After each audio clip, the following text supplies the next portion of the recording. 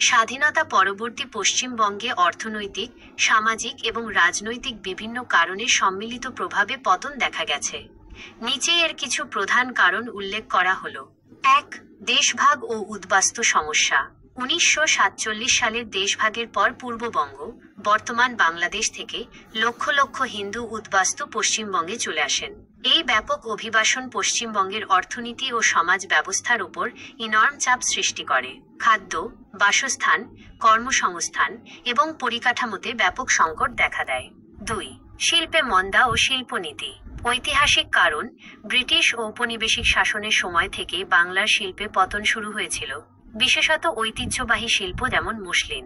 দেশভাগের ফলে পাট শিল্পও মারাত্মকভাবে ক্ষতিগ্রস্ত হয়, কারণ বেশিরভাগ পাট উৎপাদনকারী এলাকা পূর্ব পাকিস্তানে চলে যায়, অথচ কলগুলি পশ্চিমবঙ্গে রয়ে যায়। শ্রমিক অসন্তোষ ও ধর্মঘট। 1960-এর দশক থেকে 1980-র দশক পর্যন্ত পশ্চিমবঙ্গে ট্রেড ইউনিয়ন আন্দোলন এবং ঘন ঘন ধর্মঘট শিল্পে অস্থিরতা সৃষ্টি করে। এর ফলে বহু শিল্প প্রতিষ্ঠান বন্ধ হয়ে যায় বা অন্য রাজ্যে স্থানান্তরিত হয়। বিশেষত বামফ্রন্ট সরকারের আমলে ট্রেড ইউনিয়নগুলির অতিমাত্রায় সক্রিয়তা শিল্প স্থাপনে বাধার সৃষ্টি করে।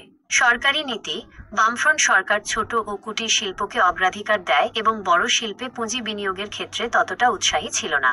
এছাড়াও কেন্দ্রীয় সরকারের কিছু নীতি, যেমন মালবাহী পণ্যের সমান মূল্য, ফ্রেট ইকুয়ালাইজেশন পলিসি নীতি, পশ্চিমবঙ্গের খনিজ সম্পদ ভিত্তিক শিল্পগুলির ভৌগোলিক সুবিধা কেড়ে নেয়। ৩. কৃষিক্ষেত্রে স্থবিরতা। যদিও পশ্চিমবঙ্গের অর্থনীতি কৃষি নির্ভর, কৃষি উৎপাদন তুলনামূলকভাবে কম ছিল। ভূমি সংস্কার, ল্যান্ড রিফর্মস কিছু ক্ষেত্রে সফল হলেও এটি বৃহৎ আকারের শিল্পায়নে সহায়তা করেনি। ৪. পরিকাঠামোগত দুর্বলতা।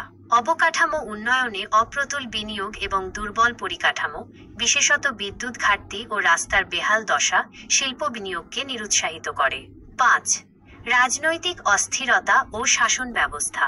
স্বাধীনতার পর থেকে পশ্চিমবঙ্গে ঘন ঘন রাজনৈতিক পরিবর্তন এবং অস্থিরতা দেখা গেছে। নকশাল আন্দোলন এবং পরবর্তীতে বিভিন্ন রাজনৈতিক অস্থিরতা রাজ্যের আইন শৃঙ্খলা পরিস্থিতির অবনতি ঘটায় এবং বিনিয়োগের অনুকূল পরিবেশ ব্যাহত করে। শাসন ব্যবস্থায় অদক্ষতা এবং দুর্নীতির অভিযোগও অর্থনৈতিক পতনের অন্যতম কারণ হিসেবে দেখা হয়। ৬. মেধার পলায়ন, ব্রেইন ড্রেইন।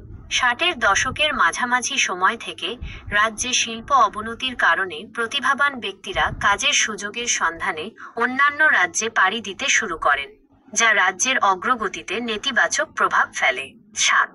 জাতীয় অর্থনীতিতে পরিবর্তনের সঙ্গে তাল মেলাতে ব্যর্থতা।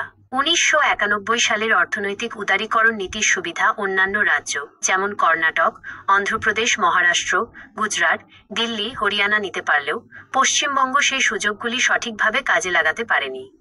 একসময় অর্থনৈতিক দিক থেকে ভারতের অন্যতম সমৃদ্ধ রাজ্য হওয়া সত্ত্বেও উপরোক্ত কারণগুলির সম্মিলিত প্রভাবে পশ্চিমবঙ্গের অর্থনৈতিক ও সামাজিক ক্ষেত্রে ক্রমাগত পতন ঘটেছে।